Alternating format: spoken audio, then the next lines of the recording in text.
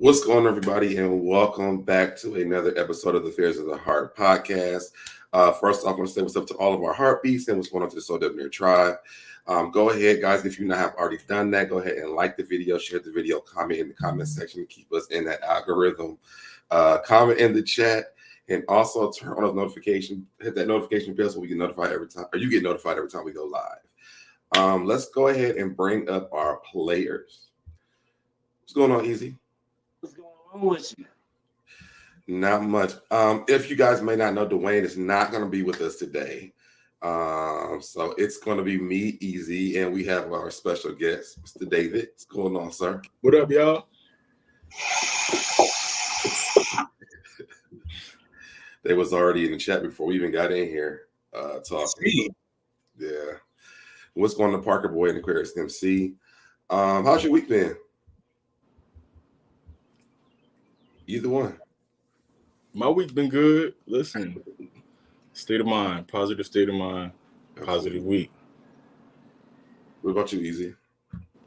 Yeah, I'm just trying to hold out till spring break next week. Y'all not on spring break? Yeah, spring break is next week. Ours was this week. We decided to do absolutely nothing. Yeah, I feel you on that. I feel like I don't know what to do with myself now that I'm off work. Actually, no. To be honest, I'm gonna be hitting the gym even harder.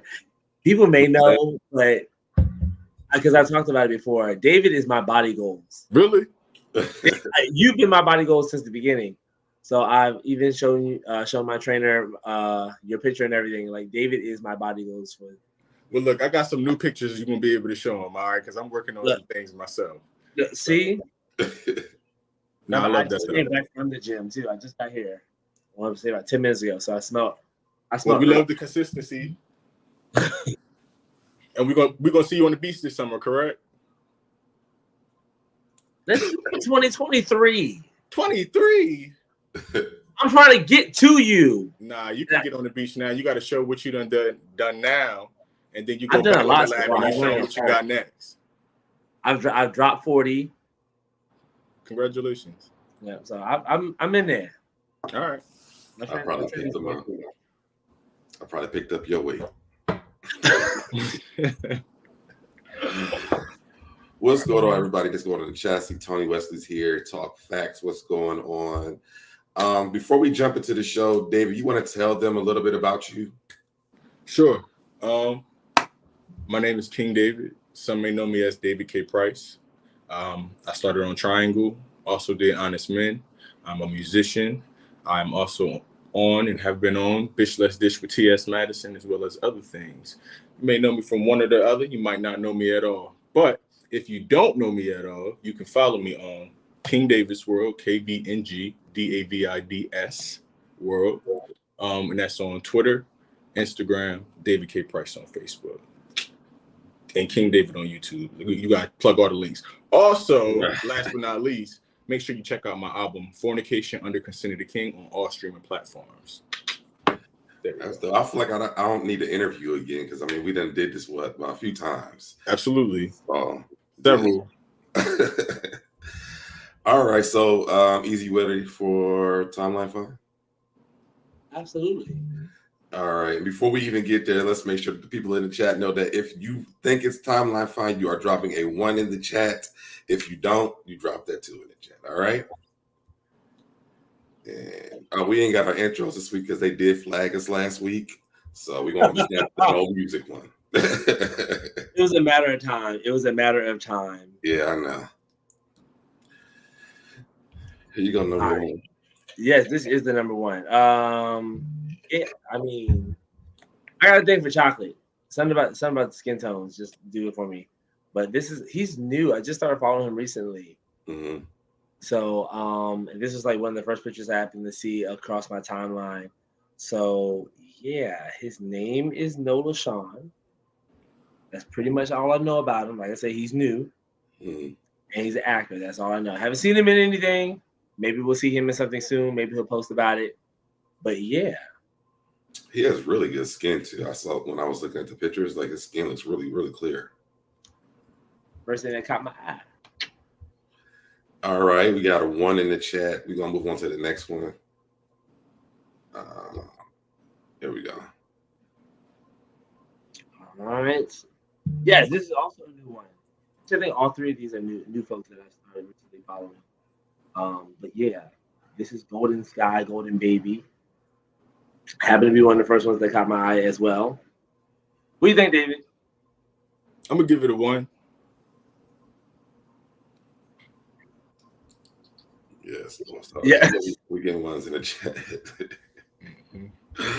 Okay. And this is 22, which makes me feel old as hell. Like 16 in the anime and fitness. Okay. Right. Yeah, I figured he was really young. I was like, that looks like a child. Yeah. Not a child. That's what my old ass. Have we been moved into the daddy category? Is that what it is? I mean, I'll be 40 next year, so I'm pretty much. I think I'm on my way to that. Okay. Come on, 40. All right, and then here we go for our last one. When you want a snack, a meal, and dessert, I feel like this is what you got. I'm definitely giving this a 1. Mm-hmm. I'm gonna give this a 1 too. We love when people can hold their weight. Mm-hmm. We love that, so we're gonna give that a 1. Yeah, yes, friend, that's a boy, exactly. Yes, okay. So y'all can keep throwing y'all's 1s and 2s in the chat when we go ahead and get on to our next segment.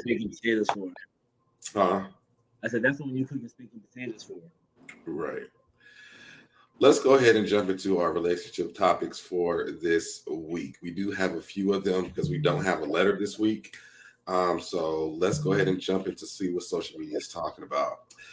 The first one says, highly unsexy to me when people cook naked. It's highly unsexy to this person, to him, when people cook naked. What do you guys think? I mean, my only thing I got to say is I want to make sure you good. I don't want you, popping no grease on your dick, your ass, nothing crazy. But outside of that, unsexy? I mean, it's the on the sexy for me. Like, what detested this person about that? Is it unsanitary? Maybe that's what he's getting at. Like, I just feel like, it depends on what you're cooking. Like you said, if you're frying chicken and stuff, I don't think that's going to be a sexy moment for you because that grease. Somebody will get hurt. Yeah, I don't think that's sexy. So, depending maybe what it was, I don't know. Now, I ain't gonna lie. I'm good for frying some chicken naked. Okay. So I would have to interject and say the key here is that you got to have fast reflexes if you're gonna fry that chicken naked. Because when you hear that first pop go, you gotta move. You gotta know you naked. But that's it. Are you frying chicken naked for yourself? For me, listen. My whole thing is I got to wear clothes out all in the world. Okay, Clothes is great, it's nice, it's cute. But when I get in the house, I want to free myself. I don't even wear socks in my house. So yeah, I'm gonna cook naked. I'm gonna be naked. It's my space. Okay, well, good luck to you on that.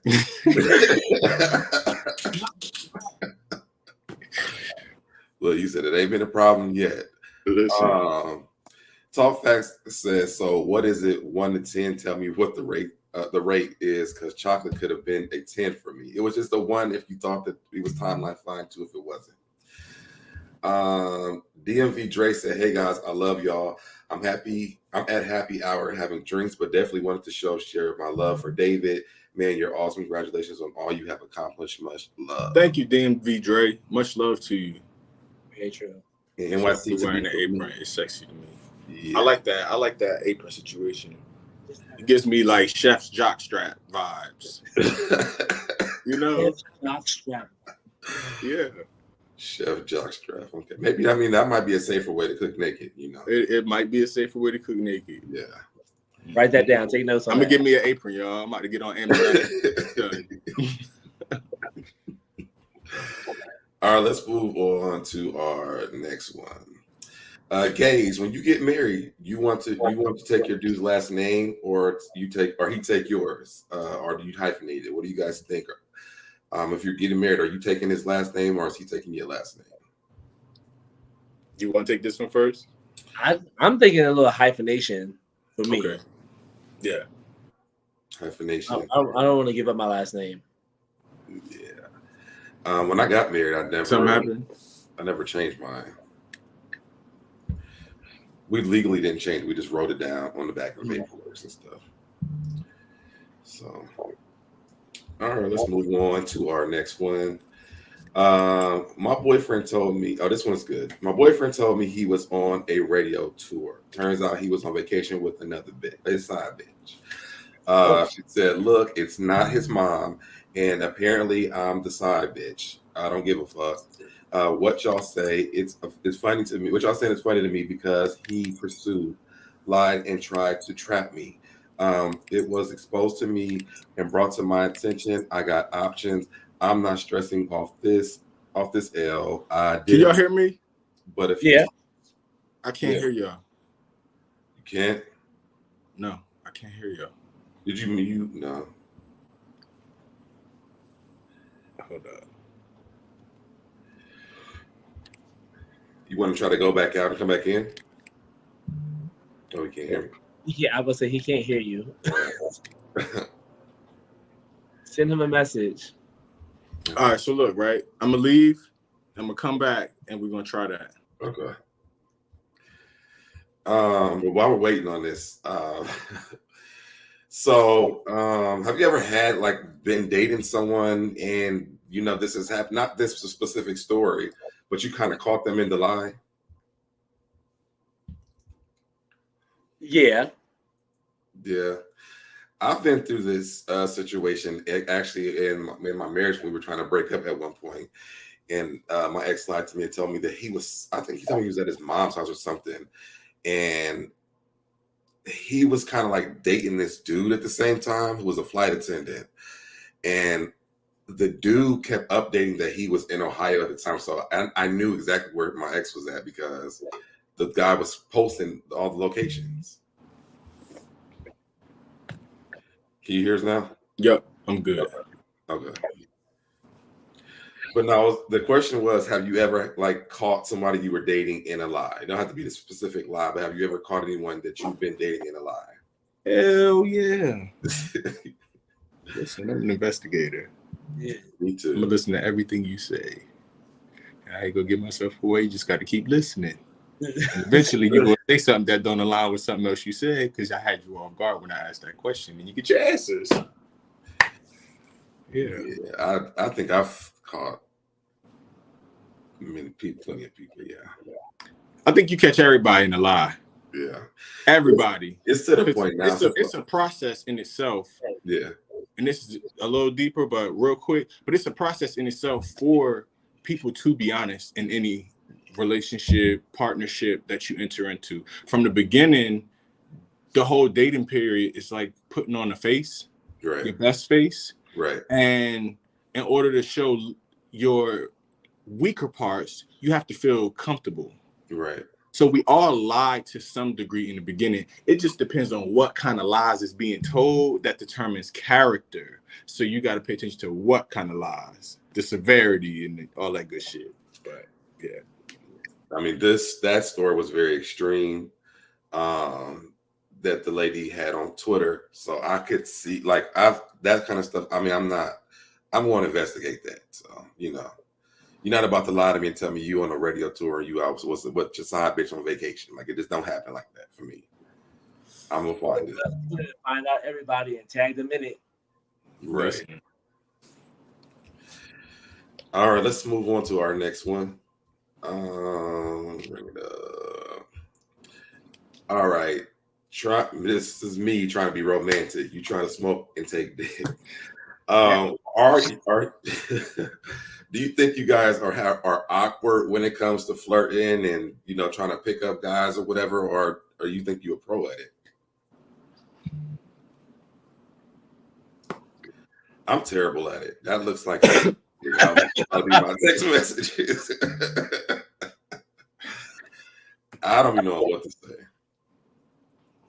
I don't know. Is it flirt? I can turn the flirting on when I know that it's reciprocated. Like if I know, like okay, you feeling me and I'm feeling you.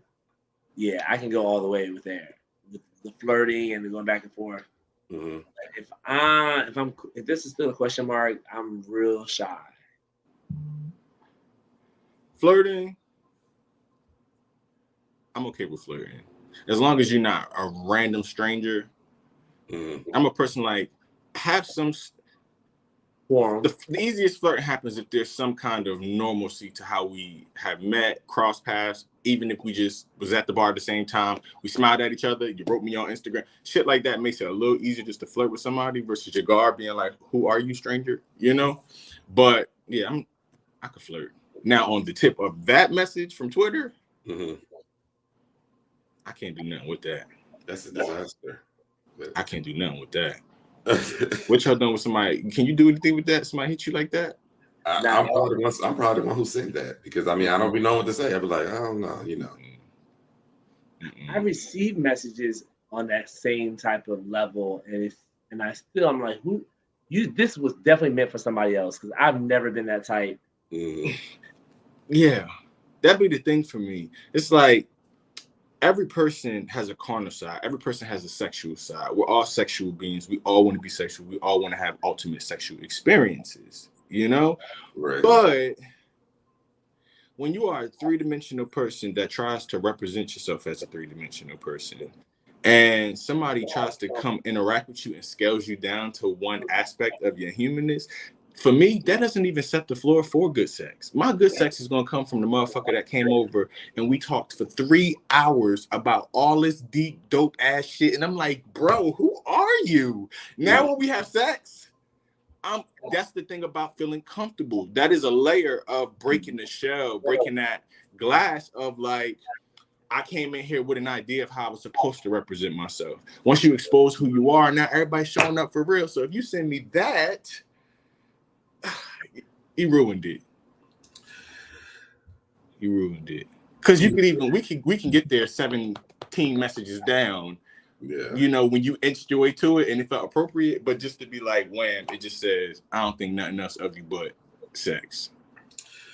Yeah, I think it depends also where you're flirting at too, maybe. Because I mean, some places that's probably appropriate. You ain't hitting me up on Jack like that neither. I'm saying some people want you to get straight to the point. You just in the profile, get to the point, bro. Ask me how I am first. Hey, what's up, bro? Exactly. You know, they got rules to that. Let me send a few pictures. You know, but they got rules to that now. You can't say what's up, sup. I mean, you got to give out a whole thing for some people on that. Oh no, I don't know nothing about that. That's why people send a messages like this. Look, this is what I want. Let me know. Yeah. You should know who you're talking to. You should know if that person's a recipient of that type of message. Yeah. Now, I mean, if you hit a nigga up on his free Twitter, that's a different place, different space. You know, it's kind of like this is the place where I'm living in my one other side. You know, so it's cool over here, but don't go on their main page with the rah-rah shit. Right. Like, slow up, homie. Yeah. Right. My mama on this page. Right. Very true. Very true. All right, let's go to our next one. I think a big misconception is that a lot of people think you desire a partner that shares the same aesthetics as you do. And while we do see that, it is not the case for everyone. You don't have to live in the gym, dress up, or be my twin. The shit I do is for me. How you guys feel about that?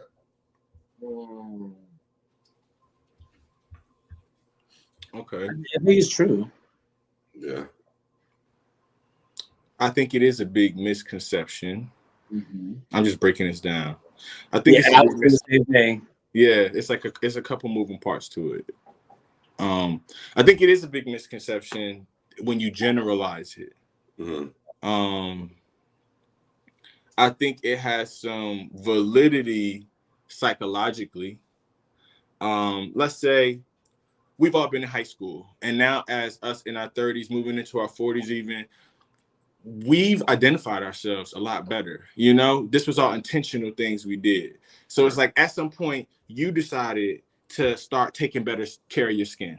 Mm-hmm. At some point you decided to wear cologne. You decided to pay more attention to how you dressed and manicured yourself. Mm-hmm. You decided to pay attention to your body. So when you make those type of level ups in your own personal experience and you set new standards for yourself, I think that you do want people who match at least a lot of those standards. I don't think it goes down to like just body, you know what I'm saying? Mm-hmm. Because body can be made as well. So yeah. I think I can see why people might feel like that, I guess sometimes, because it does. Living in the social media world, I mean, I don't think I even see this as much, but there was a time where there was no fats, no film situation. You know what I mean? I don't think I have seen that as much, maybe because I've gotten older, like people's, you know, their minds have changed. Maybe the young people are still saying that. But I do kind of see it because then there's a lot of posts where people are saying, you know, hey, you know, I love thick guys or whatever, but then you don't rarely see them like linking up or trying to date those people either when they're dating. So to me, I think that maybe from a person of a certain body type can feel like, hey, that might not be a thing, because in your head, you know what you like. But for someone who is a bigger guy or girl, whoever, I don't think that the confidence in approaching people that are not physically looking like you is the same.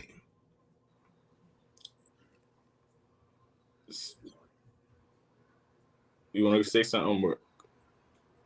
No, you go. You go. Go ahead. Okay. So to that, I want to say a nugget that even I'm learning through, because somebody else might be like, what are you talking about, your body or whatever. But for me, I've come from being 130 pounds at the same height. That was like my norm. And yeah, if you know me long enough, you know that there's been different phases of weight on my body. I always had abs, but now the pounds didn't come with it. So I still fall to the opposite end of being big, which is being small. Right. You know, and as a man, that's not an ideal thing to walk in. So I have an awareness that with social media, there is a new blatant standard of what it looks like to have the ideal body. And that is similar to my body type, but probably 30 to 40 pounds heavier. You know what I'm saying? It's not necessarily me. And there are guys who have the same type of bodies that like me that might be praised, but not at the rate of the niggas that's carrying the weight. We just did the Twitter thing. When you had the big old thick nigga on there, the whole room went, woo, you know, that's a man, you know, so it's a real thing. But I encourage people to be aware that although there are standards, just like thick bitches is in, and every girl ain't thick, you know what I'm saying? But just because you're not thick doesn't mean you're not this or you're not that. So walk within yourself, loving your body type. You can build on it, you can improve it, but don't focus on trying to be a different body type or be like a different body type. Make your body type the best body type you can have it and own yourself. And that alleviates all the chitter chatter of what is best, because now people are taking you at your face value. It has nothing to do with how somebody else is built, you know? Yeah. So it's a real thing, but I don't think it's a thing that we as individuals should give any space in our brains or make a focus in our mind, because social media already makes us play the comparison game way too much. Yeah, I definitely agree with that. Yeah. Just to piggyback on what David was just saying too, and when you are, making the conscious change to do things to your body, whether you want to get bigger or smaller, lift weights and whatnot, make sure you're doing it for yourself, not for somebody else. Right. I know for me, I've been big, I've been small, I've had the abs, I've not had the abs. I'm turning 36 this year, and I'm getting back in the gym. Been in the gym since October, and I'm doing it for me. Like I want to build a better me. I want to have a healthier me. I want to be more physically fit. I want to, there's a lot of things that I have coming up, and I just want to be mentally and physically prepared to do those things and do those tasks. So I'm just, make sure you're doing it for you. Don't be out here doing it for somebody else. Perfectly put. Yeah, if I would put it in a sentence, that's what I would say. Do it for you. Yeah. Because when you do it, it becomes a spiritual experience. It really is. It's transformative in the way you think, the way you feel about yourself, what you think you're capable of accomplishing, how you look at strategy and in accomplishing your goals. You realize things really work piece by piece by piece. There is no overnight body. There is no constant uprising, and your gains keep going in one way. Now you're gonna get some, you're gonna lose some, you're gonna gain some, get some back, and that's the name of the game, and that's life. So. Yeah. James Hudson said bodies are being created in the DR, even teeth are being done. So the bodies you see in today's society isn't always real. This is very true as well. Yeah, so I think that's something that people have to remember as well, because I mean that's very true. NYC to be for me said your confidence has to outshine your body type. There are a lot of unattractive, insecure people. There are a lot of attractive, insecure people. Yeah, and that's very true. I learned that throughout the years that there are a lot of people who everybody thinks is attractive.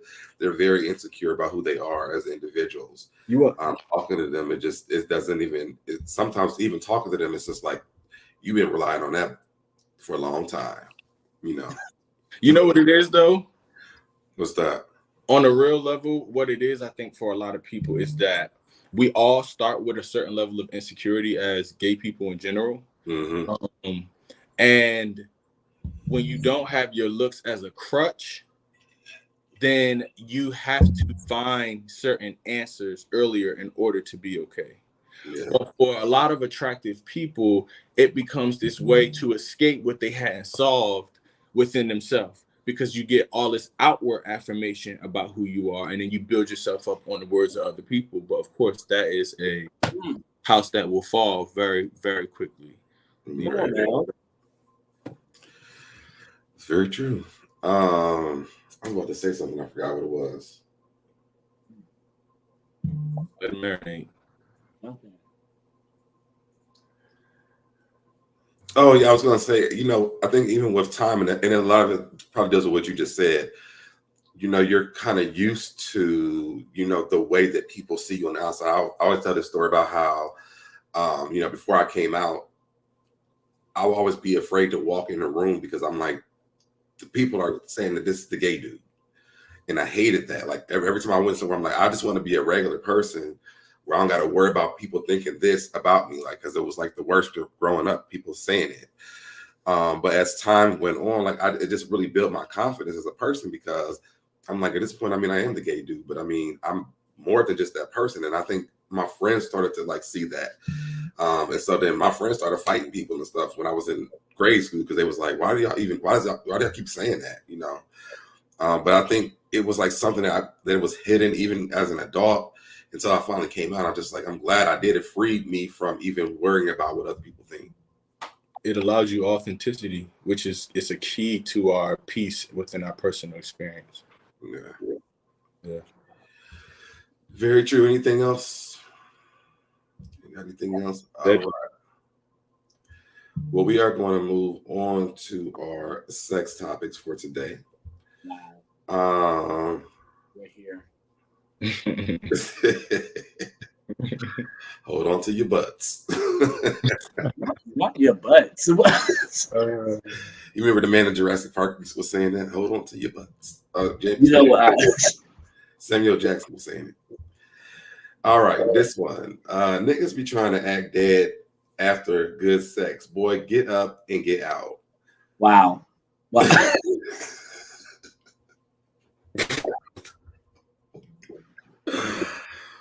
I'm glad, because this has actually happened to me before. Have y'all ever experienced somebody try to stay the night, like they fake sleep, or they try to stay the night after it's over with, and you wanted them to go home, like this was just for sex and that was it?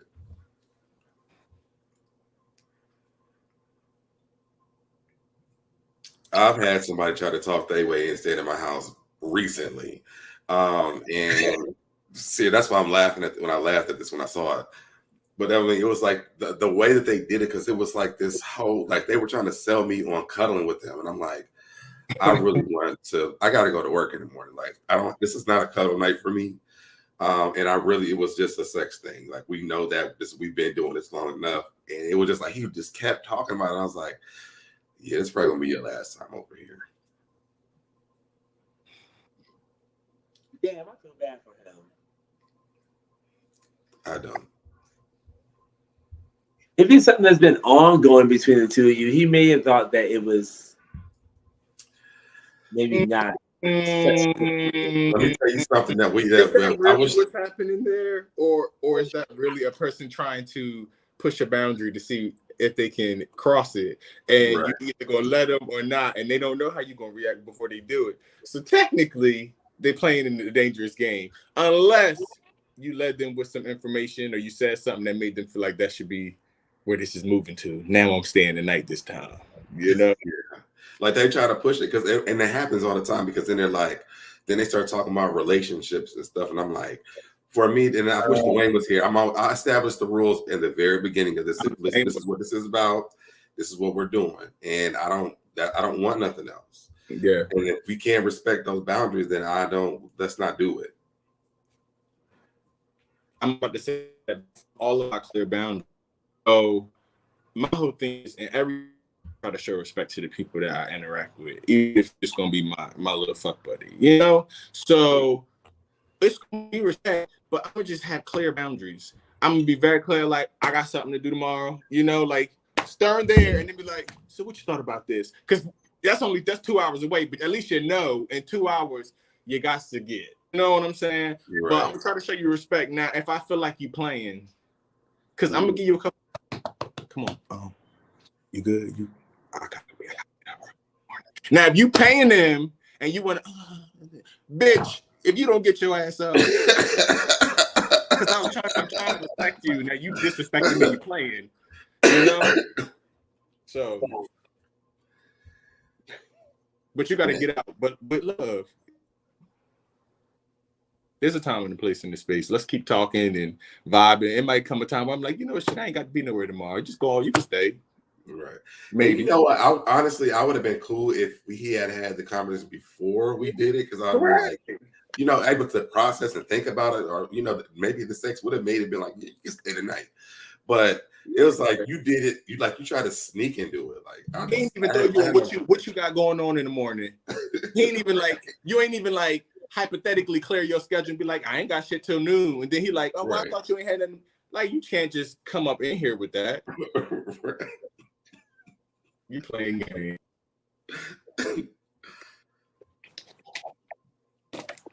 Anything easy? You got anything? No, I don't. Nah, like I've allowed folks to stay over in the past. I put people out in the past. I stopped shit midway through. Ooh. I've done that too. It's happening. Like, bro, this not working. Yeah, because once it become like, bitch, now I'm at work. Then I shouldn't be here. If this is work for me, and I really don't want to be here a lot, you know, I'm not about to just do this. That's very. I'm 17 and I don't know how to speak what I need to say out my mouth. You know, so I'm gonna just fuck this nigga the whole time. I don't want to do this no more. I'm done. I'm sorry. And with you freezing. Me? Yeah. Yeah. Yeah. It's like kind of choppy. If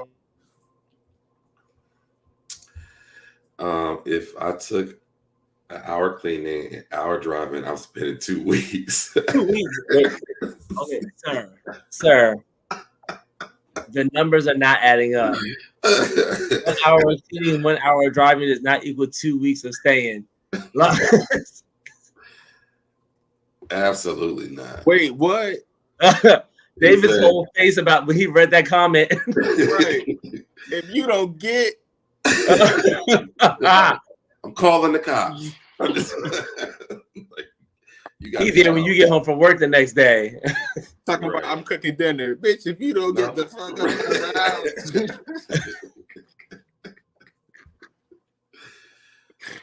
Man, I even be weirded out when if I go out of town and I connect with somebody and they leave me there, I'm like, you don't know shit about me. Like, why would you leave me here?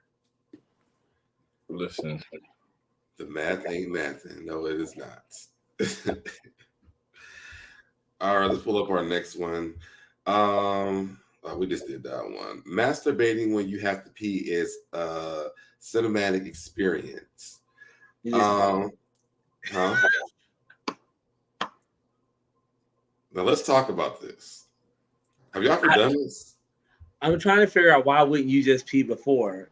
Yeah, I'm trying to figure out where we're going with this. Where are we going with this? Well, I think it's different for women and men, but I have done this before. Like maybe what have you done? Like I had to pee in the morning time, but I really wanted to masturbate too. You telling me? Wait, stop. You telling me you can't? I feel like I wanted to do the masturbation part first, and so I did. But it took me a longer time to, climax as well. But I did try it. When I saw it, I was like, I wonder if anybody else done this. I mean, but then I read the comments, and I mean, there is 9,000 people who have responded to it. So I'm like, I ain't the only person who have done this.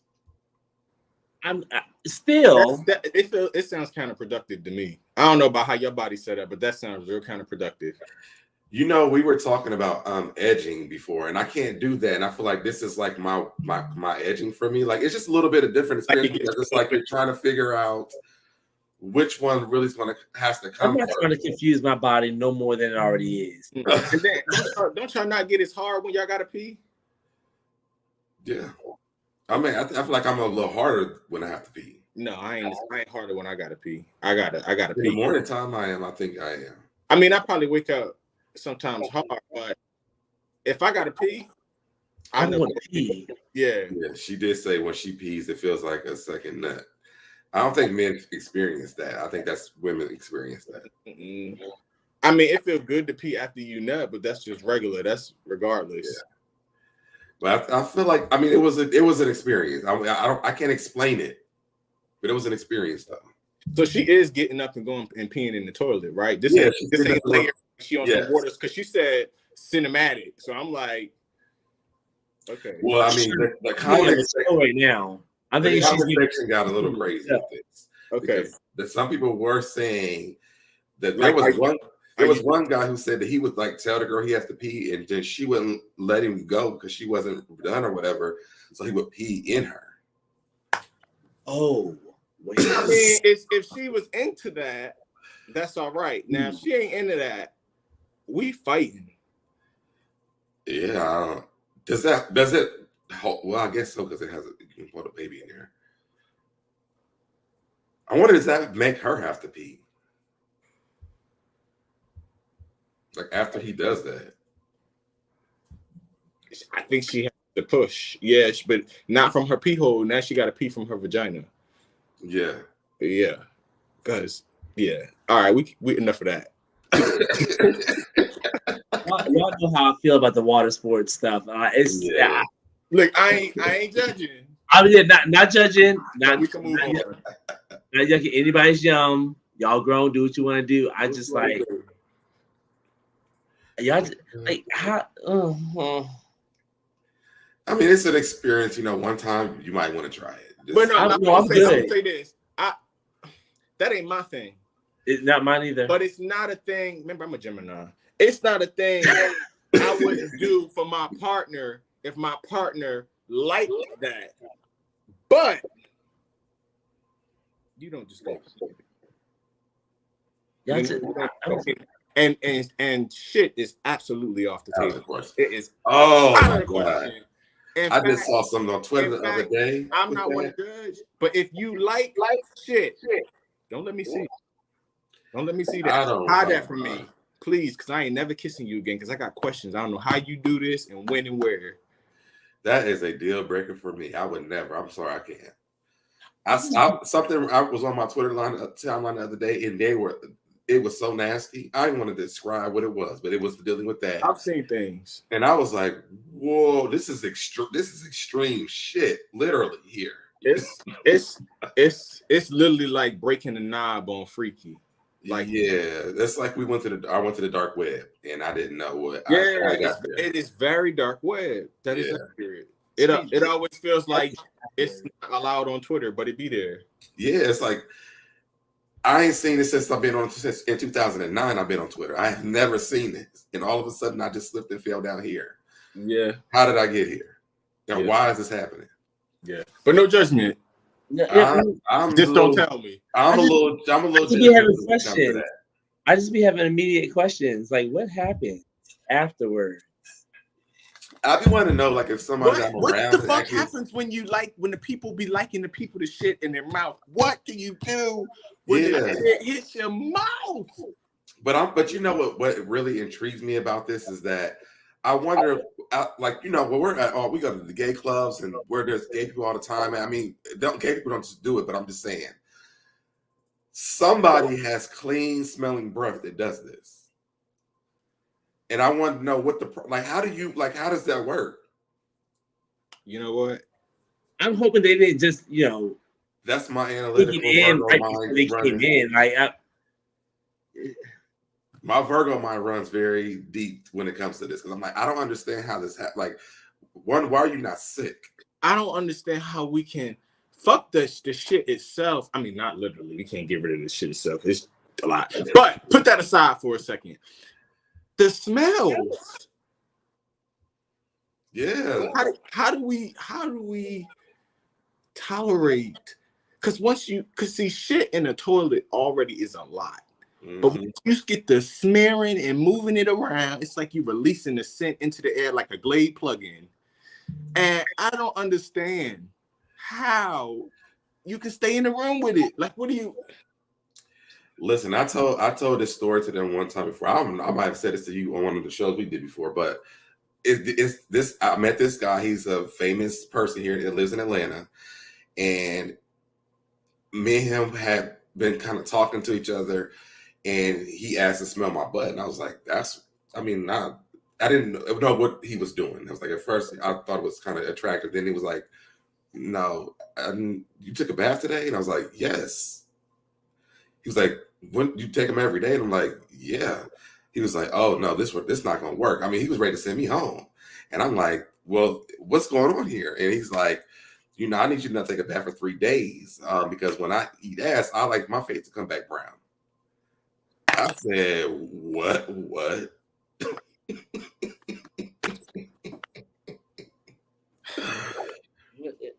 What's the next topic? I never. Yeah, I was about to say no judgment, but moving on. Because listen, it's getting hard. And it gets worse because then he said that there's a community of people like this, and he said, had he not just moved into his apartment, he said most of the times his walls are brown in his house. Wait, what? We gotta go. We gotta go. Wait. Okay. We got gay. Please just listen to this. Nah. All right. I just bought a fleshlight and I honestly don't see the hype behind it. Like, honestly, a waste of money. Do y'all have a fleshlight? Do y'all use them? I have one. I used it for a little bit, but maybe I'm lazy. Because, I mean, after I nut, it's already a task to go wipe my goddamn self off. But to actually have to clean this bitch out, yes, it seems a bit involved. So that fleshlight is in the back of my closet, and it's been there about 2019. When I saw this, mine's just sitting in. I think I used it one time, and that was it. Because the cleaning of it, you have to dry it out, put it back into that plastic thing so it can sit, hide it. If you forget, yeah. So yeah, mine sits in the back of my closet too. I don't even know why I even keep it when I move. I should throw it in the trash, but I feel like one day I might want to use it. What about you? I'm a bit. I guess I'm on the same lines as David. It's too much of a. I don't have one, but I'm looking at it as I can still get the same outcome with these right here. Yeah. So I don't see the point in me like spending money to buy a fleshlight and then you have to clean it. It just seems like an extra task that I just don't want to do. I just don't want. Like I have one toy and I've used it one time because it was like the whole cleanup process, and I'm just like, I can still get mine and be moving on to the next activity that I have to do. instead of adding something to it. Like, you know. Do y'all see this comment? This one? No, go back. No. You hold on. He said Who's he it uses from? his hand because I use my hands because I'd rather spend that money on liquor. I mean, you drink enough. I mean, it'll feel like a fleshlight. You won't know whose hand it was. Right. Wait, is that? NYC, your last comment was so insightful, but I'm just throwing some little chaos behind some insightfulness. We love it. Y'all just had one from James Hudson who asked, was it Bobby Valentino that SoDebNair was talking about? Somebody asked that.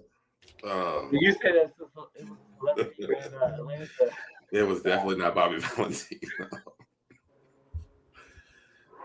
Hell no. But yeah, I do have like the stuff that I I didn't buy any stuff I had because, like I said, my friend sent me stuff. But I do use the stuff that I have. I just don't use that. Yeah. So what are you using? What's your go-to? What's your number one use?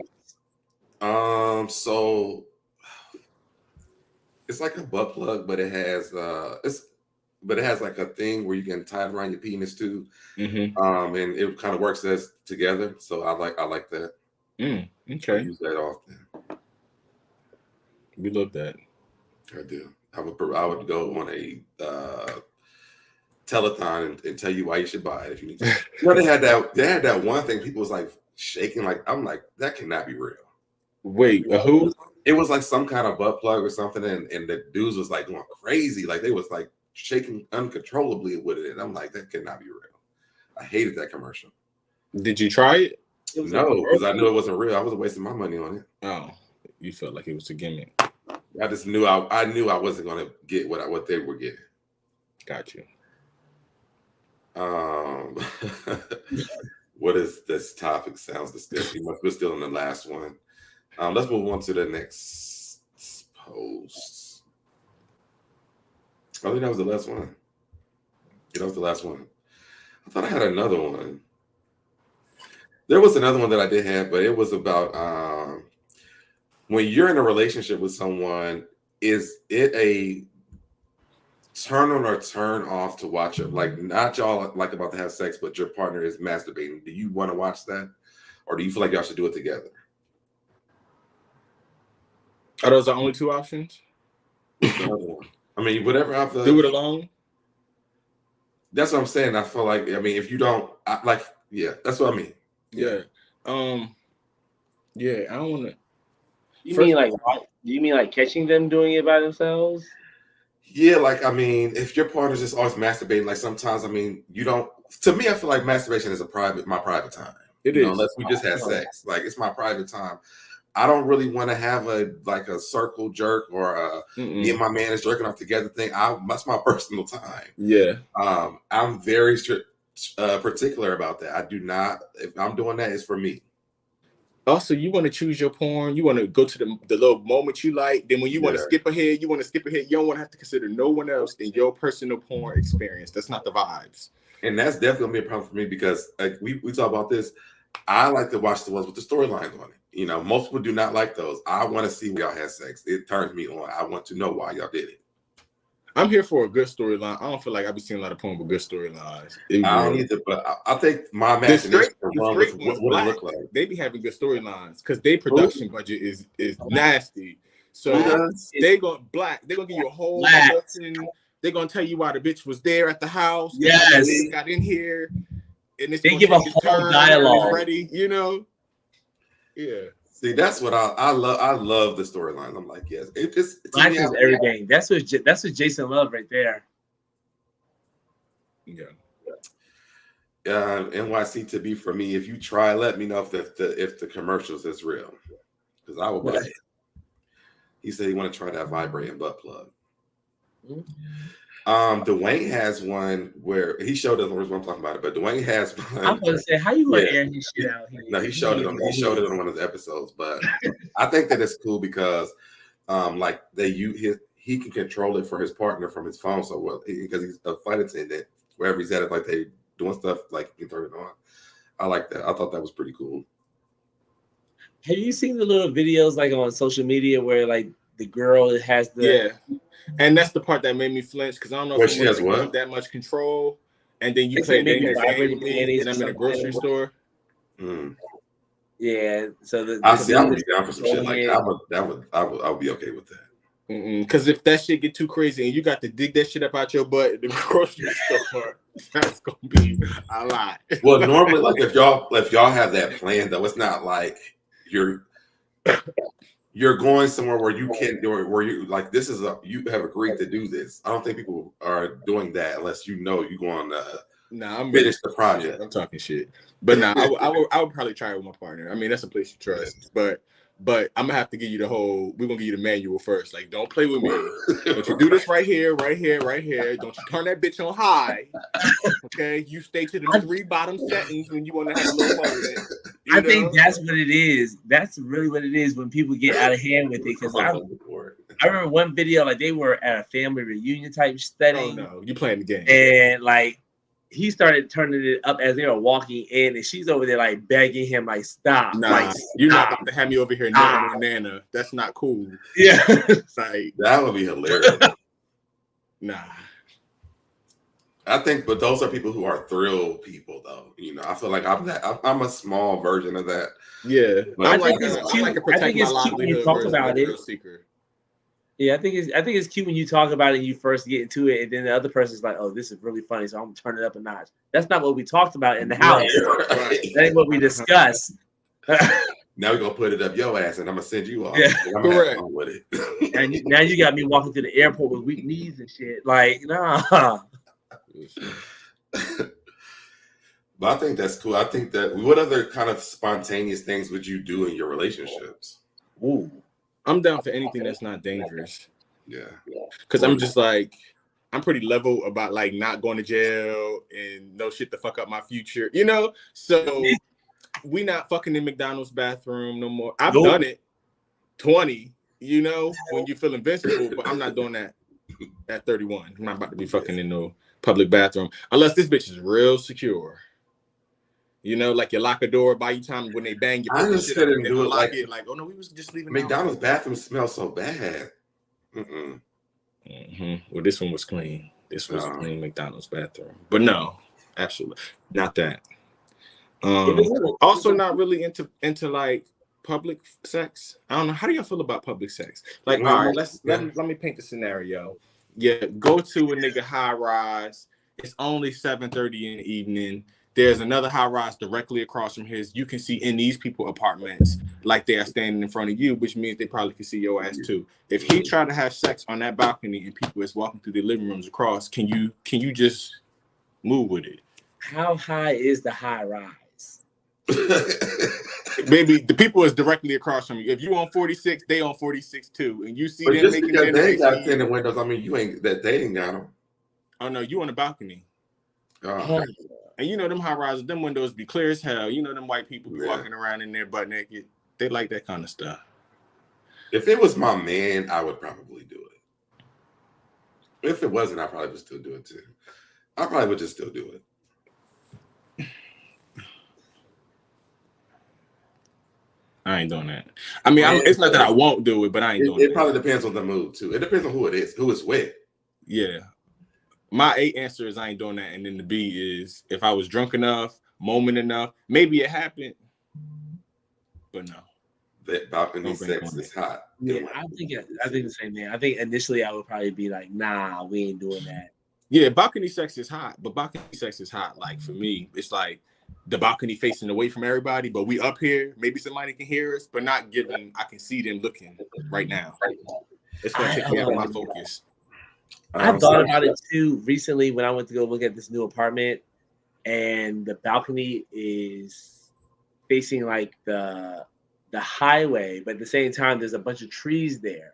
So like literally there's no one there that could really see. I'm like, and the first thing I thought about, I could finally have balcony sex here. Yeah, now I'm going for that because that give you like just the right amount of like we getting crazy here, but also like no way we could go to jail tonight. Yeah. If anything leads me to thinking that I can catch a charge or end up in jail, I'm gonna immediately say no. Or your neighbor think that you're the crazy freak from the apartment complex because they was walking their puppy and seen you up there fucking some man, you know? Yeah. Yeah, I just if it's gonna lead to me catching a charge, I'm probably not. I ain't with it. In my 20s, I did it a lot, but I mean, yeah, that's what I'm saying. Like, that's real, like, honestly, young, wild, and free. I learned during the podcast that I could have went to jail multiple times. I never knew that you could go to jail. I thought it would just be like, go home. But and you have to be registered as a sex offender. Yes. Public sex. I did not know that. I didn't know that. Oh my God, I never knew that part. I never know that. See, the thing for me, you got the necessity when you 17, 18, 19, you ain't necessarily got your own shit yet. You know, so mom might be she thought she's gonna be at work. She home. Y'all done planned this out. Y'all together. What you doing? You might go to the park and fuck in the car. You know, or whatever you got to do. But I know you was gonna catch a charge like that. You over here got to inform your neighbors who you are. Yes. Do they have to tell? Like, do they just say I'm a sex offender, or do they have to? They have to. What happened? Yes, they have to inform anybody that lives within a certain closeness to them that they are your employer. Yeah, because kids have to. Well, the people have to have the chance to protect their children with the awareness that someone who is sex but because you have public sex, though, that's why that isn't. I don't feel like that equals the same thing. Technically, I get it because if a kid walked by, you're exposing a child to that. Gotcha. Yeah. So anything can happen. I feel like that might also be a red flag for some people too, because what if the people in your neighborhood are doing that? Or that turns them on? Like, I mean, now people want to come down to your house. Oh no. Well, I'm pretty sure there's a lot of people that are on those sexual offender, the sexual registries that never touched the child. Like they probably got caught up with having outdoor sex with their partner, and they just got caught. But at the same time, it's wow. Just don't do it. Most of them have bad acting skills. I lose my mood by laughing. Oh, he talking about from the porn. The porn. The porn with the storylines. I don't even really be caring how corny it is. I'm just like, I still just would like to know why y'all fuck. It would be just so much better for me to just know why. Not because y'all paid each other to come on OnlyFans. Like, I want the story. But David is right though. Black is one of the I'm gonna look that up. That and Noir Male. Yeah. You know, I've seen that. We need new gay porn production houses. Black. We do. And we need a like a what you call that? What's the Pornhub? We need like a Pornhub for Black content. Cause you'll search some shit on Pornhub and then it'll give you all of these white options first before giving you the Black option. Unless you type Black. And then Black could turn into a color versus a skin color, and then it confused your search, you know, and then you start typing in, you get creative, and now you're skewing what it's going to bring you back because somebody else didn't use that same word when they described it and saved the video. It's like, give me a space where if I just type in what I'm looking for, everybody doing it, it's going to be of the people of color tribe. Right. You know, granted, I like white men too. Let's be clear, y'all. This ain't that. But, you know, just a space where we could filter through more quickly. Twitter be getting me through now. I remember when it was Pornhub, but Twitter, them 2-minute, 20-second videos. They are fine for me. Nah, I need a little more. So you talking about you need a storyline. How you fitting the storyline in 2 minutes and 20 seconds? Because there's no new storylines. Everybody making them no more. Some of them I already know. If it's in my bookmarks, I already know, so I can already filter through. Yeah. Yeah, I need at least give me 5 minutes in the video. The bookmarks.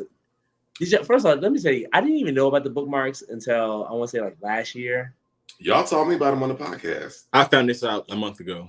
Yeah, and my bestie got me hit like me because I had all my shit in my likes, and I never liked them being there because everyone can see what I'm liking. I don't need you knowing that I like some filthy ass shit.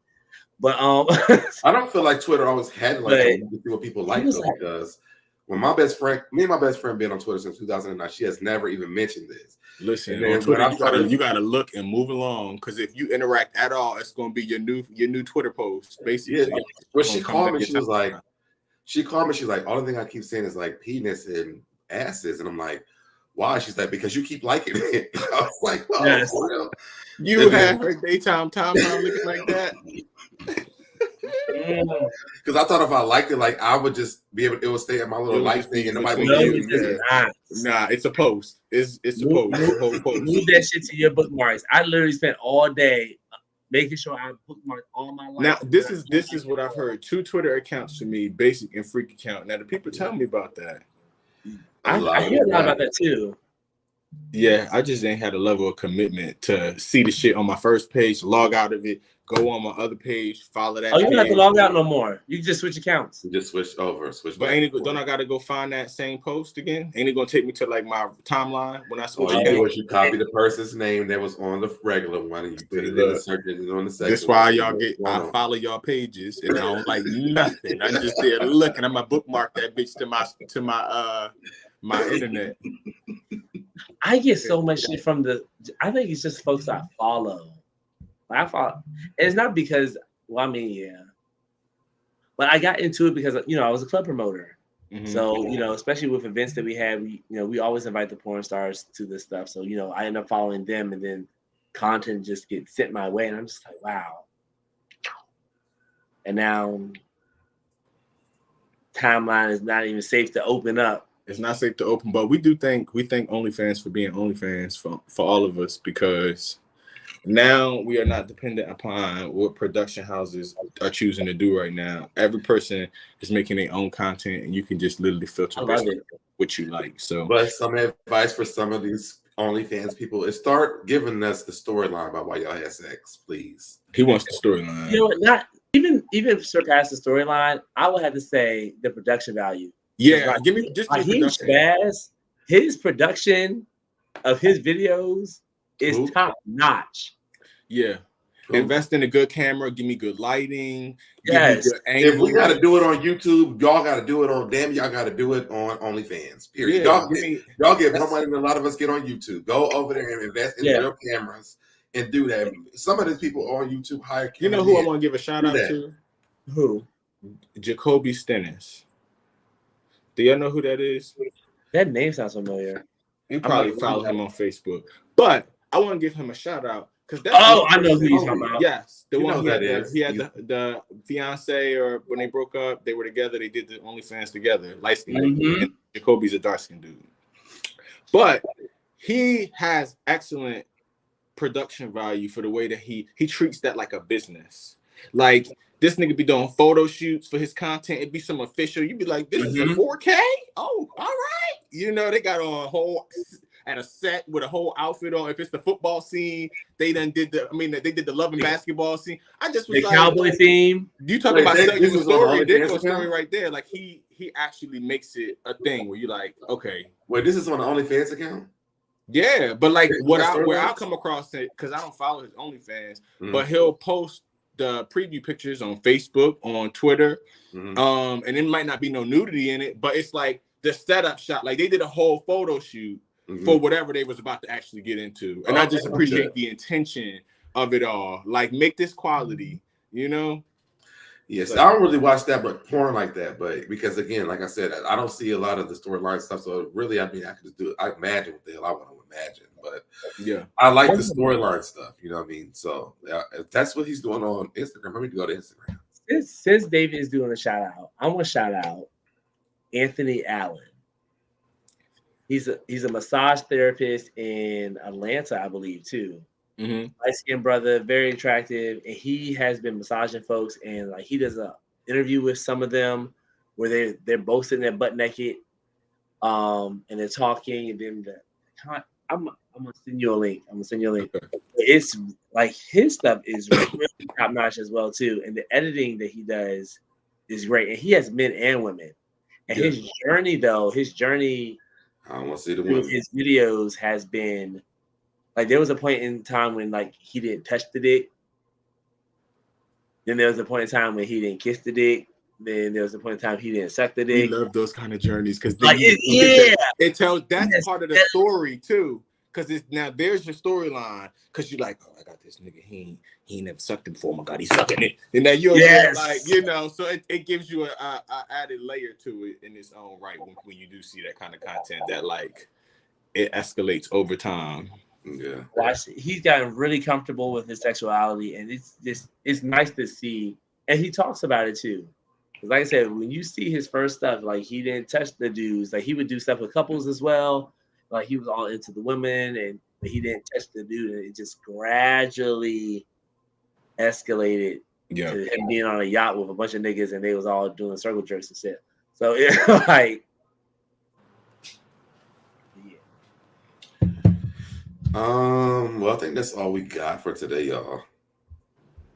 Unless y'all got any other topics y'all want to do. You have anything? I went on a date yesterday. You who? I went on a date yesterday. How'd that go? It was cool. I enjoyed myself. It was a brother who had asked me out. We met out and about and crossed paths. We have a lot of similarities. Mm-hmm. See, David, they're always asking me about who I'm dating or what I'm doing because I'm kind of anti-love. But I don't know. It was a nice time. So we'll see What's your anti-love stance?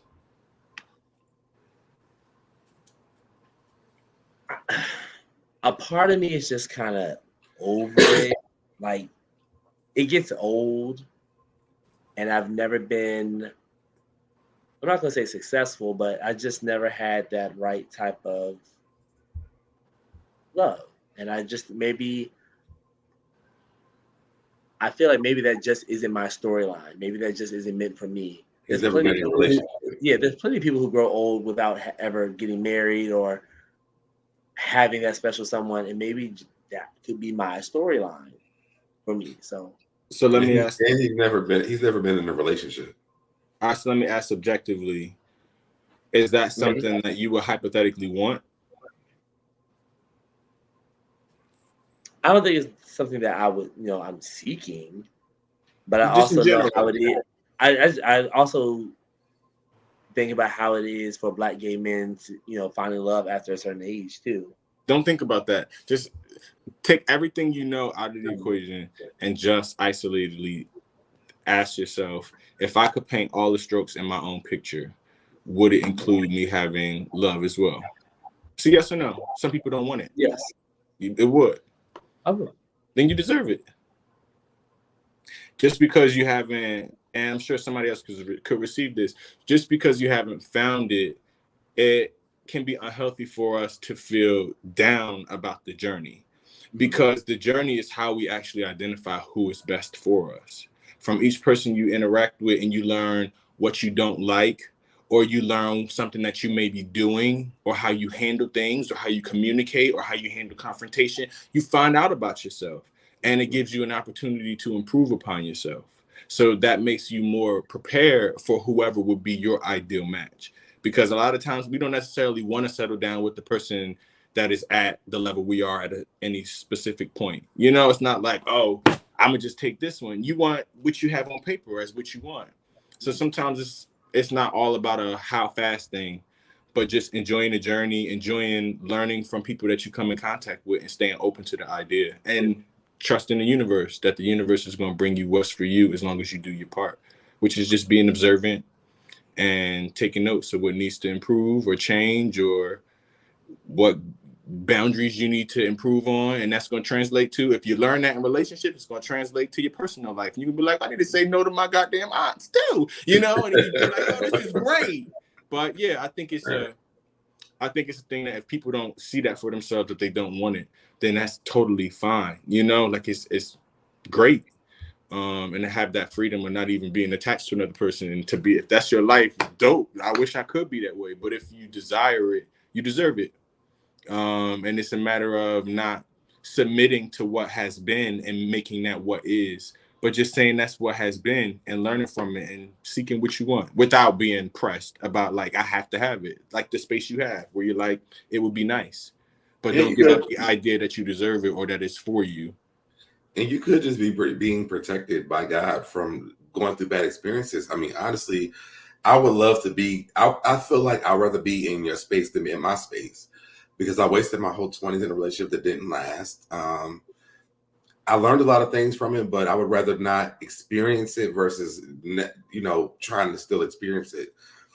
I feel like throughout the years, it would just kind of really make me feel like maybe I should have had more boundaries. Maybe I should have, maybe I could have done a lot of different things that I could have done.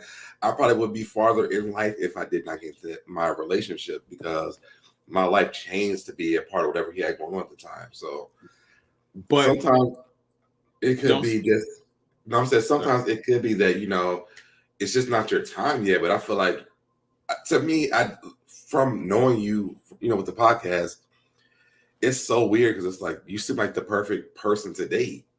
I don't know, like it never makes sense to me. And part of it, in our youth, we are all chasing our trauma. Mm-hmm. And if you are such a good potential partner to somebody, you're probably not what they're seeking when you're in your 20s. Some people still not even in their 30s, but it doesn't reflect on who you are as an individual. It just reflects on where a lot of people are in their development and growth.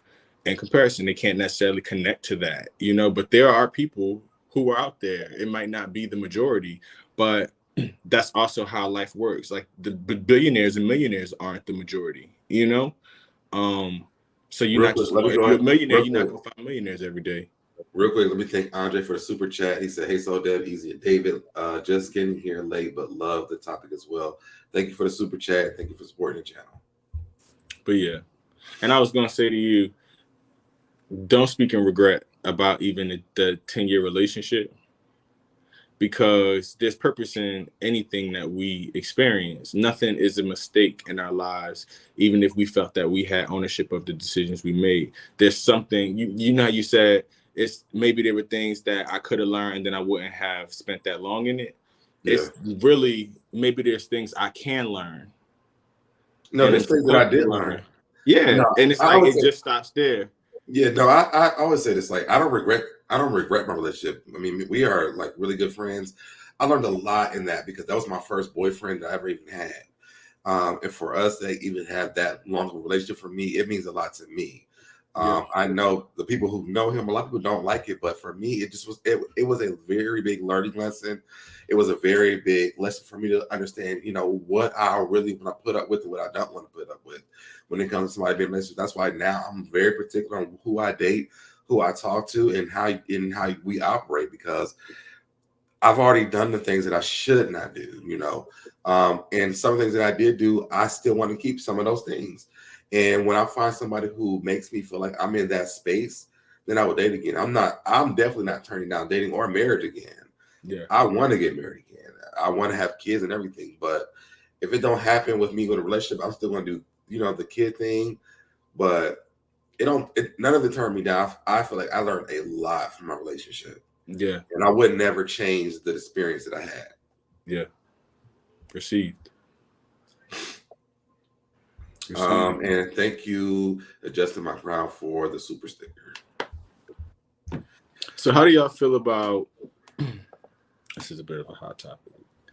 How do y'all feel about openness in relationships?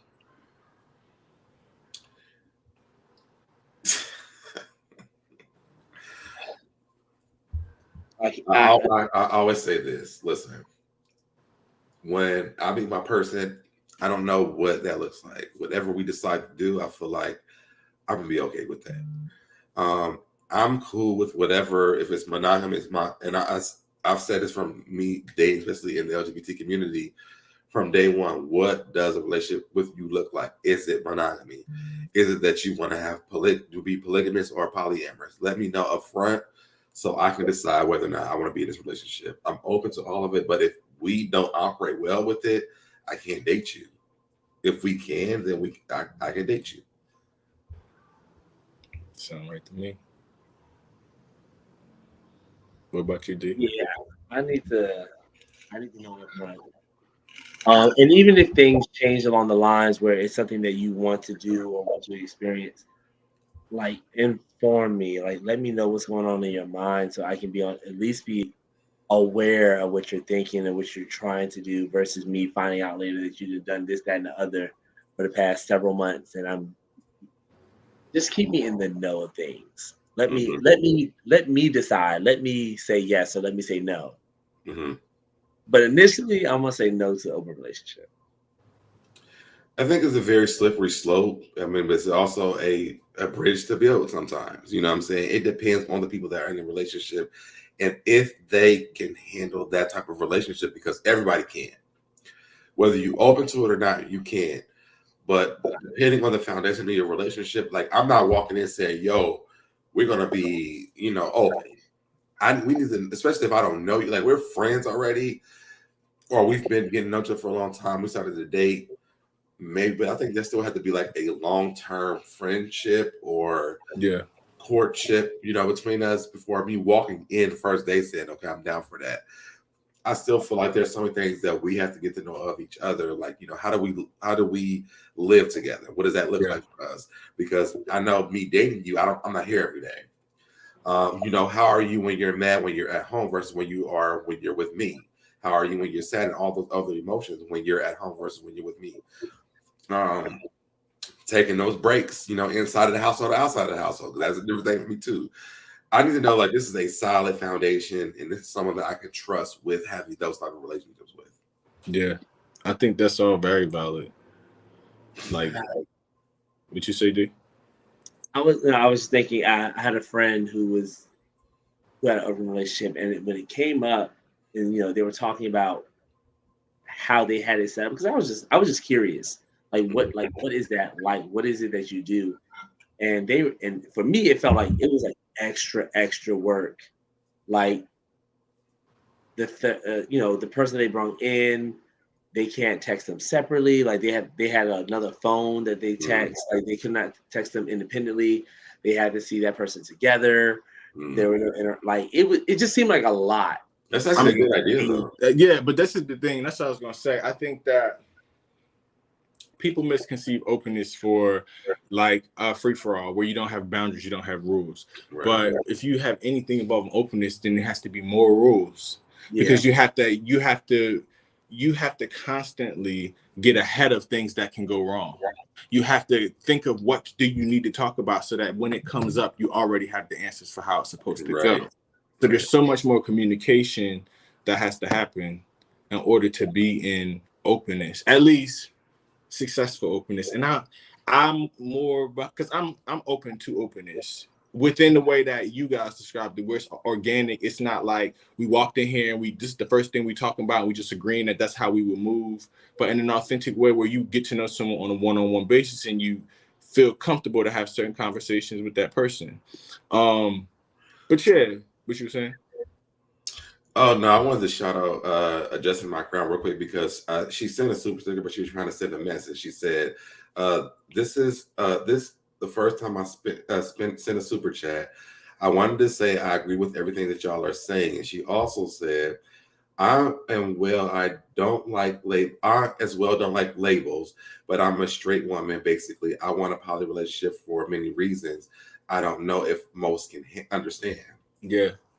I think that's for a lot of people because people feel like, oh, it's just like a glorified way of cheating. And honestly, it's really not for a lot of people. It's just that they are free people. Think about, and I feel like I kind of really understood my mentality about it when I went to like the nude beach because it's just a freedom there. It's just like, I'm able to come here and be naked. There's all different type of body styles. Nobody's like, oh, look at that or look at that. Oh my God, why am I seeing this? They're all there to have fun. And it's a more free thinker mind frame for a lot of people. And I think that when it comes down to a relationship, when it comes to that, it's like, well, if we're deciding on, I can't remember which one is poly or polygamy, but one's you're having sex with other people, one you're actually like marrying these people. But if we're talking about those type of situations, that's not something that you just like walk in. It's an automatic thing. Like the people who start that relationship, they branch out with other people. And I think with our community, it's a whole different ballpark because literally it was like men married, having children with different women. But for us, it looks different for us because there's two men here having separate relationships with other men or whatever they are dealing with in their relationship. But we're learning as we go. This is almost like getting married because we never knew what it looked like. We have no examples. So we're making the rules as we go. Yeah, I think if people enter into open anything, they should consider it the most transparent relationship they've ever had to be in. Right. You have to literally share what you think. Right. You have to explain why you sent this and why you said that. When you say that, to make a person understand and be able to be in your head, to not be like, I don't like that. I don't like how that looks, you know? So there's a whole different layer you got to take off if you actually want to have a successful interaction in a field like that. And I personally stand on the let's do everything together side of considering openness, because then that forces authenticity as well. Because most of us, when we enter in relationships, there are things we keep to ourselves about who we are sexually. There are aspects we don't share and we hide. Even if it's small ones, you know, it might be a type of porn you watch that they don't know you be watching. But when you have openness that involves you always being with your partner, there are no separate experiences. There is no you got your nut and it was for you. You know, there's an agreement on anything that enters into your space. Go ahead, what you were saying. I like what you said. Is like you said, like they like I don't know. When you're in those type of relationship, I don't know comes with an explanation when you're with that, because you have to know. Like you have to know. I don't know. It's not acceptable in that. Yeah. Communication has to be a fucking one in a situation like that. Your honesty has to be your first reflex in a situation like that, because even to flinch on honesty when you have any level of openness is to create doubt or confusion, you know. But that's why I say that together way just sounds a little less chaotic. You know, it sounds like what's good for the goose is going to be good for the gander.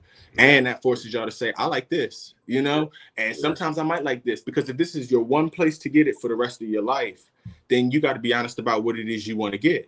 Right. So it really does. It can forge a level of friendship that you don't typically feel within your relationship. That fourth wall is kind of like removed, and it's like the way you tell your friends, like, all right, bitch, don't tell nobody, but this is the kind of porn I'll be watching. That friend know you're weird porn, you know. So it's like then your partner becomes that same friend, and y'all be like, and to me that makes a good that makes a good relationship though, because it's like I'm able to tell my partner, which should be my best friend anyway, my quirks and my screws and my, you know, the things that I like. I think that I love the idea of monogamy. Honestly, I really do. But if that's just not my lane that God has for me, like I'm okay with that as well, because I feel like I would rather have the relationship with my partner where it feels like we're friends. This is very effortlessly. Of course, we will have arguments. It don't look good all the time, but when it comes down to telling the truth to each other, like we are cool with that, because we literally are being honest about what we like in life. So other things don't become a problem when it comes to telling me this, because we're open about this. Their sexuality is always the deepest thing for us to even express to anybody, because there's so many stipulations, like, well, my family may not like it, my partner may not like it, you know, have children, like we have so many hurdles to jump over when it comes to that. But if I can tell you the truth about this, then I feel like other things would not be as hard to tell me. Yeah. Wait, she said I can't do open relationships because it's an affair of the heart, rather it be committed, but to each his own. I don't think so. This is how I look at it, right? And thank you, Hunter, for the super chat again. As men, we have been, I don't know how many what y'all experiences have been in y'all interactions with dealing with somebody, but for speaking for myself personally, there have been times that I know that I broke up with somebody because I didn't want to cheat on them, but I also wanted something different. Wait, say it one more time. There have been times that I've broken up with someone because I didn't want to cheat on them, but I also wanted something different. Okay. And what was really just a carnal, you know, moment that needed to be met grew into a thing of over processing what this person do that you don't like and how they annoy you, and you not living in gratitude and appreciation for your relationship in that moment because you're more focused on what you can't have. I feel like that's a thing with men in general, and then you look at the counterparts of straight men and see how they operate with it. Most of them are cheating, you know. So now you come on the other side and then you take the woman out the equation and you put two of the same features together, and then there's really a lot of room for hiding. if we are at least at the baseline, no matter what we choose to do together, are honest about what it is we like, because we feel bound by ideas about how we should think and what should be acceptable standards for us. And then we say, I'm not even going to think like that. I'm not going to consider that. And this whole time, every relationship you've been in, you at year 2, 3, was worrying about trying to, you had a desire to fuck somebody else. You know what I'm saying? If you call that what it is, you find a partner who you can be honest with that about, who might have a similar value at the similar rate as you, then y'all can agree on, based off y'all interaction, what works best for you. That may be only every 3 years. Y'all go out the country and y'all have your moment. But if it satisfies what has been the missing link for you, that always was the true answer outside of what you morally told yourself it should be, then go for it. Find the right situation that aligns with what you want and who you are. I literally just had this conversation this week. I was like, you know, when me and my ex first started, I was like, you know, if we're going to go out of town, it's fine for me. But I feel like as time went on, I was just like, honestly, I really didn't care. I mean, I was to the point where I'm like, open up the door, like, listen, I don't even like having sex this much. Have a good time, and thank God I don't have to do it. Like, I was really in that place. It wasn't because I didn't love him or I didn't want to be with him. It was because his sex drive was just way higher than mine. I couldn't keep up with it. So honestly, I think, you know, you can't pick who you love. And if that is, to me, I feel like I did the right thing. That's not what broke us up. And so if I had another relationship like that, I would do the same thing. I'm like, I would not care. I don't think that that's something that's a non-negotiable for me. I actually respect people for being honest about saying, hey, you know, I like different stuff, or I want to do this, or I want to have this type of relationship. I'm like, listen, tell me at the very beginning, like, if it could be a possibility so that we can work it out and we're good. Yeah. And it's always room for, you know, reordering what that relationship looks like at any new phase of that relationship. Just moving. Like, my thing is, if I'm 31 and I believe I'm attractive and there's still so many options and things I haven't experienced, types of people that I ain't never been with, and different things like that. And you're going to be at prize, you're going to be with your friends, you're going to be out at the club, you're going to see all these things, all the stimuli, with the awareness of what you could have based off of how you fit into society. And then that's going to literally fuck with your head. You can have the perfect person, and then it's the whole what if of what am I missing out on? If you remove that whole component of your psyche, who knows how you show up in a relationship? Who knows how you'll actually value getting to just be honest about what you want, where you are, and, you know, what you thinking. Because we men, and I know all my exes thought about some other nigga at some point, whether they did it or not. It was out of respect for the relationship and what we agreed upon.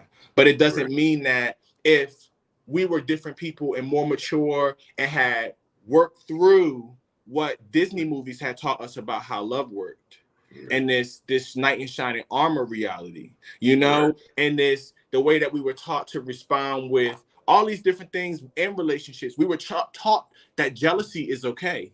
You know, that you don't like something, you can overreact, you can respond emotionally to people. And when you untrain yourself to not be okay with doing that, because you don't fucking own anybody else, and that person's life is theirs, they can share it with you, then it starts to shift how you respond and everything. Because see, when you got to deal with somebody, when you got to deal with having a jealous moment and working through that, you have the awareness, so does your partner. But it grants y'all both what y'all are seeking if y'all are mature enough to take the steps and do the work within it. And I'd be suggesting people get a relationship counselor for stuff like that, and just have them there. See them once a month and fucking check in with them, just because y'all trying something that y'all don't have the knowledge on. Get a person that can guide y'all, but live your life. And do it, because when you die, if you didn't do what you want to do, that's your fault. Do everything that you want to do. It doesn't matter what other people think, because there's a group of people who actually like the shit that you like. You know, I've learned that as changing from, you know, I think a lot of us learned that from, you know, actually coming out, if we ever came out, learning that there are people who are cool with you being gay. Right. There are people who are cool with you when you were heterosexual people. And there's nothing different when it comes to relationship types. Like, there are people out there who really believe that this is how a relationship works for them. They want this for a long time.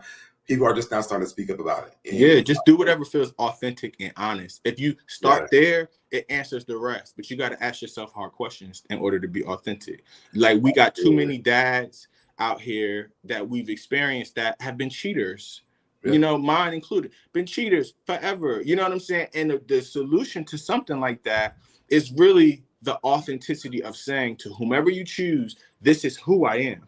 Right. I'm going to want to sleep with someone different, you know? So, but on the flip side of that, you might have to give up some of that cake you thought you was going to eat too, where that person says, well, I want the same access.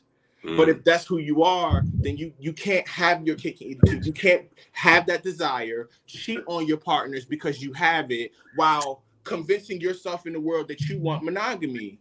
I don't care if you're only going to cheat every 5th year. You're cheating. So you need to choose a scenario where you can be authentic about who you are and what you desire, so that y'all can actually live a life in love. Not like your aunties and uncles that we've all watched and we say, I want love, but not like that. Yeah. Why are we trying to emulate the same example? Let's lose the whole veil of, oh, I'm not going to share this with my partner because of how they may feel thing. Let me get you so comfortable early on with me being honest with you that that's just our norm. It's going to sting sometimes. That's we both going to eat them and recover, but at least we know the truth. We're not sitting here wondering how our partner feels about us. We can ask, you know? I love what you just said. Let's tell the truth. Let's be honest in the beginning so you get used to them telling you the truth. That's good stuff, for real. Because I feel like you cannot have a relationship if you cannot tell your partner the hard stuff without the fear of, I believe you. Correct. We were never partners. And that doesn't mean that, and you have to also be able to trust someone who has the possibility to take you to the hard parts. And that wasn't their mentality. I'm not talking about cheating. I'm just talking in general. Mm-hmm. You know, it's hard. You know, I lost my job or stuff like that. Like, you know, the sex stuff comes later. But I feel like if I can't come to you talk to you about anything, I don't want to date you. It's not for me, because the purpose of whoever you're picking is to literally be like your other component in how you move through the world. They're the person that's going to direct your mentality. You're the person that's going to determine whether you pick yourself up or allow yourself to wallow in pity. They're that person in your life. They are taking the place of what your parents have been to you in so many instances, and they're doing it from a place within your emotions your parents didn't have access to. So it's so important who you pick, that like a lot of us trivially date. I really got to a point 3 years ago, going on 4 now, where after I was engaged in my previous relationship, when I came out of that was so deep to me, and it had gotten so far, and just like, what is your experience in how deep relationships can get? There was no way for me to go have a boyfriend again, like just to have a boyfriend. There's no way for me to just like a person, and that mean we're going to be together at any point. If it didn't align with my values or what I wanted for my life, what am I doing here? Because if you have any relationship that doesn't work, that seemed like it should have, then you have to learn that you need to be looking for, you know, break them down and fucking get that together first. Even after mine's, like, I took 3 years off. I did take 3 years because it was 10 years of my life. I had to reprogram myself. Yeah. I don't want to bring somebody some half-ass man. Like, I want you to be a whole when I come to you. And my brain is able to process, I'm dating someone else. And this is not a back and forth thing, or I have a possibility where I might still be in love with this man. Like, I'm taking time for myself. Yeah. And I think that's one of the most important things to do when it comes like that. But I feel like we talking about a lot of freedom here, you know what I'm saying? Because a lot of people don't do that. They're like, get under another man, you'll feel better after that. Yeah. I would never, like, for me, I would never bring my old issues to my new situation at all. I would, because I think that when we were doing the show before, I was saying, you know, they tell me to date multiple people. I hated that because I did it, and I like all 3 of the guys, and I had to say, hey, you know, well, you know, this one, I like him more. Yeah. I feel like shit, you know what I'm saying? And I feel like even being in a relationship where maybe I took from a relationship that when my ex was cheating on me, I put that on everybody else that I was dating. Like, yeah, I felt all their pain. Like, that's fucked up because we've been spending time together. So now I won't do it. Like, I cannot multiple date people because I feel bad. You know, the thing about it that people make the mistake in is when they do that, when they jump from a relationship, they think that they're making a selfish choice to benefit themselves, but they don't realize they're hurting the shit out of themselves more than anyone in the equation. Because like we just talked about, Your relationships are your answers to your life. All of them, both platonic and romantic, are the answers to your life. Every question about how to grow, how to become, it's right there. When you don't take the time to figure out what you feel, what happened, why you were wrong, you literally shuffle all the pieces, and now it's not clear anymore, and you moved on to something else, and you don't even remember exactly why y'all was arguing. You don't remember exactly how you responded, and you have a version of it that you share with this new person to make yourself sound good that you have chosen to now believe too, and you don't even remember the fucking truth. Yeah, that's true. We don't realize it, but like it's that one piece that people be like, I don't know what's going wrong. Are you taking time to love on yourself? Are you taking the time to filter out all the negative or the pain or the anguish or anger that this scenario caused you? Are you moving on to something else and get someone else to put good or bad in? Clean your shit up first for you. Fuck even thinking about someone else, because let's say you are selfish or you ain't there yet in your growth to be so considerate or compassionate, then simply for yourself, and in fact, it's not going to benefit you to just go from one to the next. It's never going to benefit you, and you're probably going to choose your partner in a different fucking shell, and you're going to gag, and it's going to take a while because you're going to convince yourself you pick someone so different that you're not going to see it at first until you're in love, and then we know once we love a person, we're too late. So your only choice is not to fall in love ever. That's a big nugget. Your only choice is to protect your heart until you know who people are. Don't you let your guards down because of what your soul is seeking at this moment, and then fuck up your spirit in the process. Right. I mean, we're not saying that everybody cheats. What we're saying is I feel like what we're saying is at the beginning, it's amazing to be honest. Yes. When you walk into a relationship, because honestly, you don't know what the other person has been through, because I mean, even your comment, not everyone cheats though.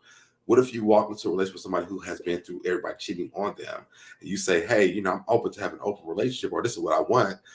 This is a red flag to this person already, hands down, because open relationship means, oh, you're gonna really be cheating on my end. You know what I'm saying? Like, trust isn't there to begin with. They wait on the day for the open relationship. They're gonna cheat on you until we get to that day. Right.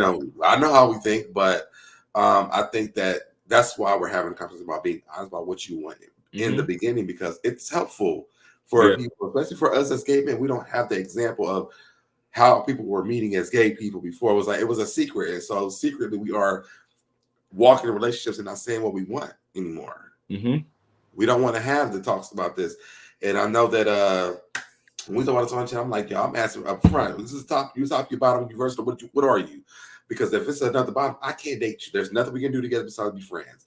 And I would rather not waste your time going on multiple dates. I will ask before we even get to the date. What is it? Yeah. Because I don't want to waste either one of our time. You don't want to waste no time, because time is the one thing that we are short of as human beings.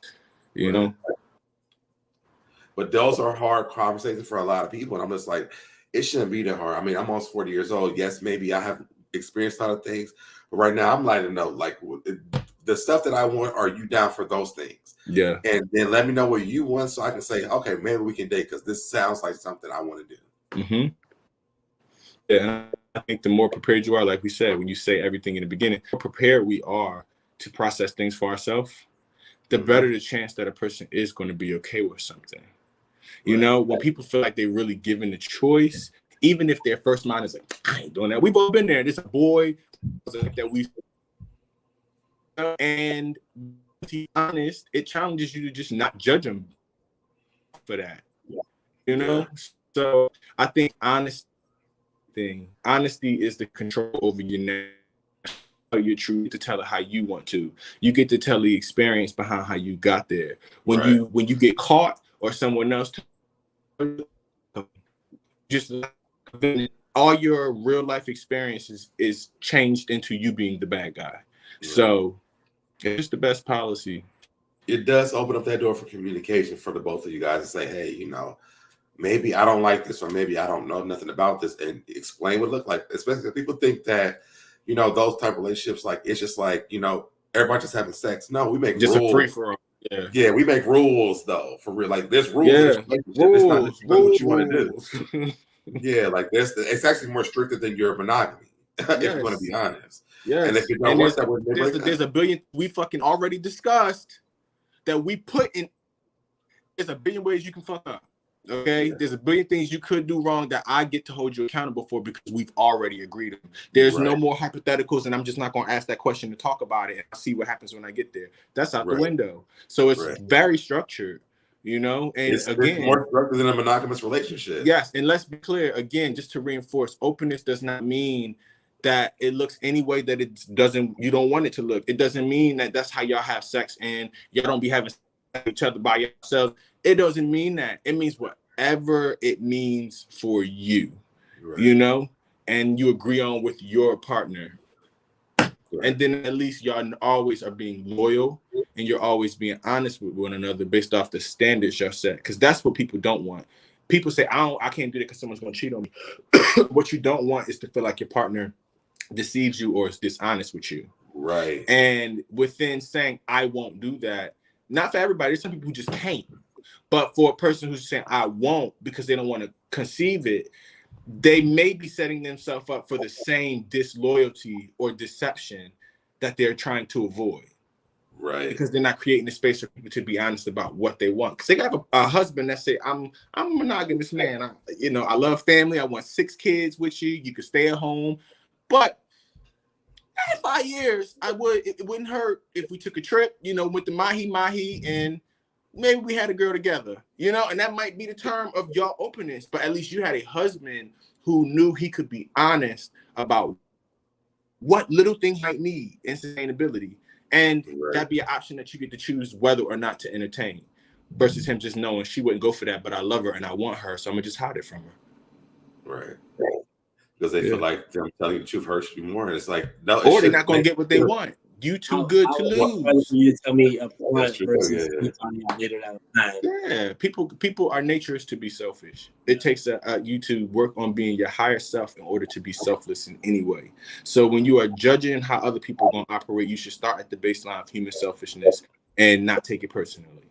Yeah. So you facilitate, especially in all relationships, you make relationships work for everyone. Think about your business relationships. If you want them to be successful, you got to make it work for all parties, So that's just how you should approach dating in general. If it's not working for everybody, it's not going to work for me. If I'm getting everything I want in this relationship and my partner ain't, and they're not saying nothing, it's not working for me, even if it feels like it, because something ain't going to work for me. I have to make sure that this works for all of us. But you start with you. Know what you want. State what you want. Part of your honesty is your confidence, because that means that you are confident about what you want not being wrong. You don't have to hide that, So, yeah. Well, I think we had a good show today. We almost had 2 hours. Great. Yeah. I think that we went on. This was a good topic. I wish Dwayne was here because we've talked about this before, but we've gone a little back and forth. I'm always like, my option when it comes down to dating is that whatever me and my partner decide to do, period. So I don't walk in with the expectation about what our structure look like until we discuss that. Yeah. Because that's the best way. I want to know what we're looking at. Yeah. I've always done that before I even knew what polygamy and polyamory was. I always done that. Yeah. And, I'm going to continue to do that because I feel like I don't want to set myself up for failure. And if my partner says that, at some point, I feel like that might be a possibility or whatever, let me know up front so we can talk about it and we can move and we can operate as a couple. Yeah. And really have a relationship. Like, I don't want to lie to you. And it'll add a certain extra level of security within that relationship. Right. If you feel like you have a partner who can at least tell you when they have a desire and y'all can tackle that together, you have way less thoughts about them doing something on their own, because you say to yourself, I've literally created such a livable, sustainable scenario that there is no reason for you to be deceptive or be disloyal. So I'm not worrying about you ended up getting this bitch pregnant because all you wanted was a nut.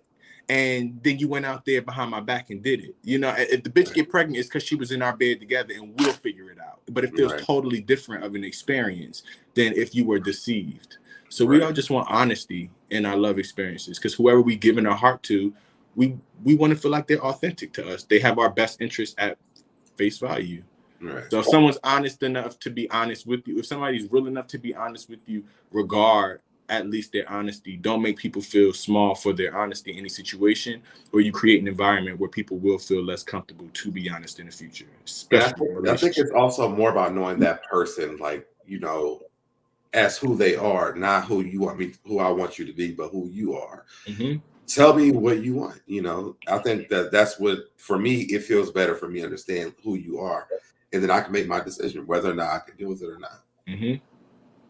But I think that the most attractive thing is you were honest and told me who you are, what you wanted up front. I didn't have to like beat that out of you or find out The that person you cheated letting on you me, into find their out. head. Yeah. That's it. It's like, let me in your head. Literally the phrase of tell me what you're thinking, but be honest about that. You know, and I can decide from whatever your thoughts are, how I feel. I could share them, and it could change how we both are thinking, because we were honest enough to get to have a conversation where you took something from a label of an identity to a full three-dimensional person in that experience. And you say, well, this isn't exactly what I thought that would look like, or that conversation would feel like for me. Right. But that's what just taking people at face value and feeling like, one, you're confident in who you are, and you are open enough to accept people as who they are. Right. But if you ain't mastered either one of those things, you can't say that it's the universe keeping you from what you want. Right. Well, I appreciate it. This is why I love talking to you, man. I love talking we could to you. go on and on and on. Yes. We will And it gets always good. do it. Yes. I love it. You know, whenever you want to, you are always welcome back to come over here and visit us at the Affairs of the Heart podcast channel. Before we log off, please let them know where they can find you again. Okay. On Facebook, which is where I have a lot of my conversational topics. You can find me at David K. Price. You can find me on Instagram and Twitter at King Davis World, spelled like my name over in the corner, KVNGDAVID, add an S and throw world at the end, and you got me. All right. All right. I dropped your Instagram link in there because I know your link tree is in your bio, so that has all your stuff on it. All right, perfect. Easy, where they can find you. Yes, music. Fornication Under Consent of the King. Oh, you know what? I pulled. Hold on, wait, because I pulled this up for you too. Your the link tree, it should be in there. There we go. Boom. That's what you're looking for, baby. So Fornication Under Consent of the King is available on all streaming platforms. It's a vibe. Trust me, you need to hear it at least 100 times. But start with the first listen. Don't be afraid to tell me what you think. Give me your feedback. I love to hear it. So I don't bite. I'm pretty nice, you know. So let me know. Check it out. You'll enjoy it. Oh, and put the kids to bed before you listen to it. If the title wasn't signifying enough, it's not for the children.